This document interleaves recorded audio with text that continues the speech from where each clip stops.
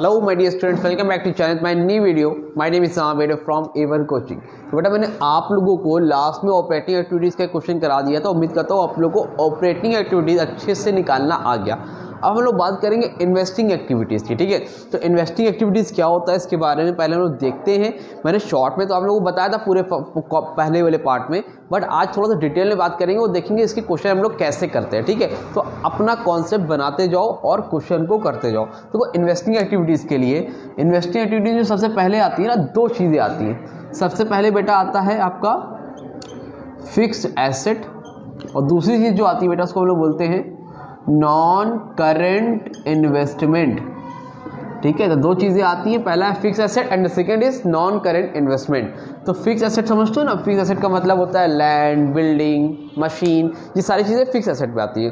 तो अगर आप कोई भी चीज़ परचेज करोगे तो भी आप कहाँ लिखोगे? इन्वेस्टिंग में कोई भी एसेट, और कोई भी एसेट आप सोल्ड करोगे, बेचोगे, तो भी कहाँ लिखोगे? इन्वेस्टमेंट में। कौन सी एसेट? Fix asset.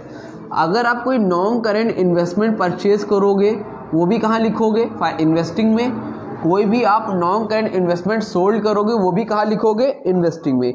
ये बात समझ में आ रही है कि नहीं आ रही? ठीक है, क्लियर है।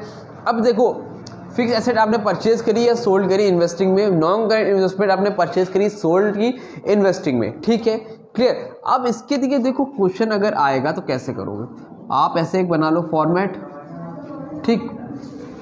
आप क्या करोगे? ऐसे बना लोगे एक पूरा फॉर्मेट, पूरा फ्रेम में है कि नहीं पहले एक बार देख लेते हैं भाई, ताकि आपको दिक्कत ना हो फिर बाद में, ठीक है। तो ये हो गया आपका।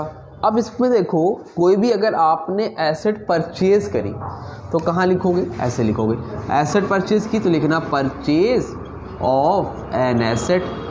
तो अगर एसेट परचेज करी है पैसा आएगा कि जाएगा? जाएगा। जस्ट सपोज मान लो मैंने 10,000 की एसेट परचेज करी, यानी कि पैसा जा रहा है। और कोई एसेट बेच दी, सोल्ड ऑफ एन एसेट्स। अगर आपने कोई एसेट बेच दी यानी कि पैसा आ रहा है। जस्ट सपोज मान लो 15,000 की बेची तो 15,000 रुपये मेरे पास आ रहा है।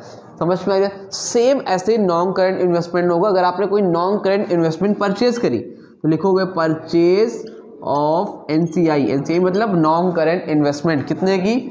20,000 की, यानी 20,000 रुपये आपके पास से जा रहा है। और आपने कोई नॉन करेंट इन्वेस्टमेंट सोल्ड कर दी, सोल्ड ऑफ NCI, यानी कि पैसा आ रहा है 30,000 रुपीज़। मान लो ये मैंने अपने से लिया है, जो भी क्वेश्चन में आपको जो भी अमाउंट दिया होगा वो अमाउंट आप लोग क्वेश्चन के हिसाब से लिख दोगे, ठीक। अब देखो ये चार चीज़ें आती हैं। उसके अलावा इसमें और क्या आता है? तो इसके आगे बेटा आपका आता है इंटरेस्ट रिसीव्ड, डिविडेंड रिसीव्ड, ठीक है। एक चीज़ का ध्यान रखना, अगर इंटरेस्ट रिसीव्ड हुआ है तो इन्वेस्टिंग में, अगर इंटरेस्ट पेड कर रहे हो फाइनेंसिंग में, डिविडेंड रिसीव्ड हुआ है इन्वेस्टिंग में, डिविडेंड पेड होगा फाइनेंसिंग में। इस बात को याद रखना, लोग अक्सर कंफ्यूज हो जाते हैं, समझ रहे हो। तो अब देखो इंटरेस्ट रिसीव्ड हुआ है तो यहाँ पर लिखो इंटरेस्ट रिसीव्ड। कितने का रिसीव्ड हुआ है? मान लो सपोज 5,000 का। अगर डिविडेंड रिसीव्ड हुआ है तो कितने का? डिविडेंड रिसीव्ड कितने का हुआ है? मान लो 10,000 का। ये अपने से मैंने लिख लिया, जो भी क्वेश्चन में गिवन होगा उसके हिसाब से आप लोग लिख लोगे। और कुछ इसमें आता नहीं है। पेड का ध्यान रखना, इंटरेस्ट डिविडेंड पेड का, वो फाइनेंसिंग में जाएगा, ठीक। अब इतना करने के बाद जो आपको मिलेगा वो क्या होगा? Cash used in investing activities. और निकालो कैसे निकलेगा? सॉल्व कर लो, पॉजिटिव वाला ऐड करो। 35, 10, 45 और 15 कितना हो गया? 60। और 60,000 में 20 और 10 30 माइनस करो, कितना आएगा? 30,000। तो समझे कि नहीं समझे बात? मतलब ब्रैकेट वाला लेस करोगे, पॉजिटिव वाला ऐड करोगे, आपको मिल जाएगा cash used in investing activities 30,000 रुपये। क्लियर हुआ? Is that clear? ये होता है आपका इन्वेस्टिंग एक्टिविटीज़ का फॉर्मेट, और इस तरह से करना होता है।